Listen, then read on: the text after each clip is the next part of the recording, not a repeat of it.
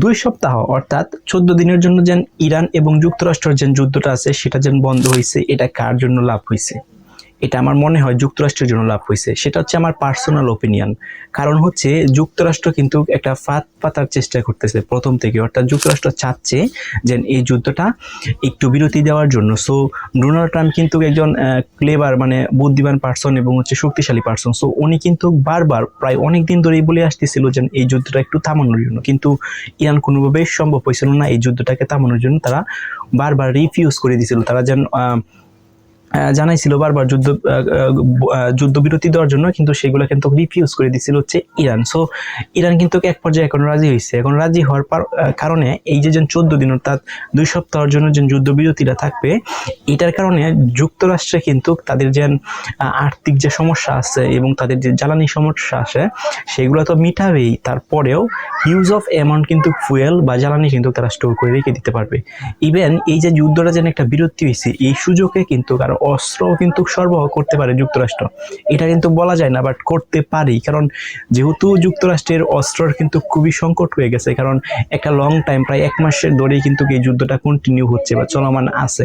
So একটা দেশের 1 মাস ধরে একটা যুদ্ধ কন্টিনিউ হয়, সেই দেশটা যত শক্তিশালী হোক না কেন, যুদ্ধর যে ইকুইপমেন্ট আছে বা অস্ত্রগুলো আছে সেগুলোর কিন্তু একটা ঘাটতি দেখা যায়। সো এরকমও কিন্তু একটা ঘাটতি সংকট হয়েছিল যুক্তরাষ্ট্রের। সো এখন যেহেতু এই যুদ্ধবিরতিটা হয়েছে, অর্থাৎ কোনো প্রকার যুদ্ধ থাকবে না 14 দিন। সো এই 14 দিনে কিন্তু ডোনাল্ড ট্রাম্প ইচ্ছা করলেই তাদের যে দেশ আছে তাদের দেশকে আরো স্ট্রং বানাইতে পারে। কিভাবে স্ট্রং বানাইতে পারে?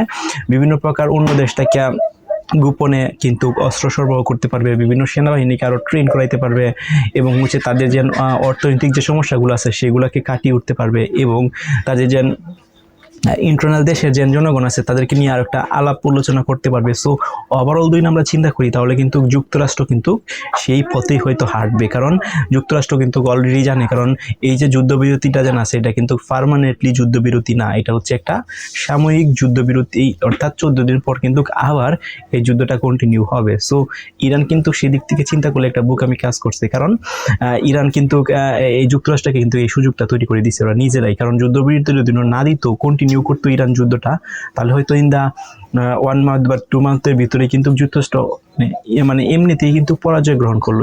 সো ইরানে যেহেতু এই সুযোগটা দিছে, এই সুযোগটা কাজে লাগিয়ে কিন্তু যুক্তরাষ্ট্র কিন্তু এখন আরো স্ট্রঙ্গার হয়ে যাবে। সো এই যে এই সুযোগটা নিচ্ছে 14 দিনে, এই 14 দিনে হয়তো ডোনাল্ড ট্রাম্প আরো শক্তিশালী হবে এবং শক্তিশালী হয়ে আবার কিন্তু ইরানের বিপক্ষে ওরা যুদ্ধ ঘোষণা করবে এবং যুদ্ধ দিন ঘোষণা করে তখন কিন্তু আরো ভয়াবহ পরিস্থিতি হবে। কারণ যে সময় ডোনাল্ড ট্রাম্প বেশি করে আক্রমণ করবে, ইরানও কিন্তু মরিয়া হয়ে লাগবে যুক্তরাষ্ট্রকে আক্রমণ করার জন্য। সেক্ষেত্রে ইরানে কিন্তু হরমুজ প্রণালী আবার বন্ধ করে দিবে এবং হরমুজ প্রণালী একদম টোটালিভাবে বন্ধ করে দিতে পারে।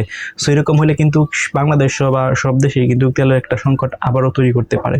সো এই যে সামরিকভাবে যে যুদ্ধবিরতিটা হয়েছে, এটার সেদিন পার্মানেন্টলি হইতো তাহলে কিন্তু সব কিছু সলভ হয়ে যাইতো। সো এটা যেহেতু পার্মানেন্টলি হয় নাই, একটা মানে কয়েকদিনের জন্য অর্থাৎ 2 সপ্তাহ বা 14 দিনের জন্য হয়েছে, সেটা কিন্তু অন্য যে কান্ট্রিগুলো আছে সবগুলা কান্ট্রির জন্য একটা হুমকি স্বরূপ হয়ে দাঁড়াইছে। কারণ ডোনাল্ড ট্রাম্প বা হচ্ছে যুক্তরাষ্ট্র কিন্তু এখন মানে চেষ্টা করবে তাদের যে শক্তি আছে, সামরিক শক্তি বলেন, অর্থনৈতিক শক্তি বলেন, তাদের যেন সার্বিক বা একটা যুদ্ধকে সামনের দিকে এগিয়ে নিতে বা একটা যুদ্ধকে কন্টিনিউ করতে যে প্রকার শক্তি প্রয়োজন হয় বা পাওয়ার প্রয়োজন হয় সেগুলো কিন্তু এখন সরবরাহ করা বা স্টোর করার চেষ্টা করবে ডোনাল্ড ট্রাম্প। কারণ ডোনাল্ড ট্রাম্প তো নিজে জানে, কারণ 14 দিন পর কিন্তু আবার যুদ্ধ শুরু হবে।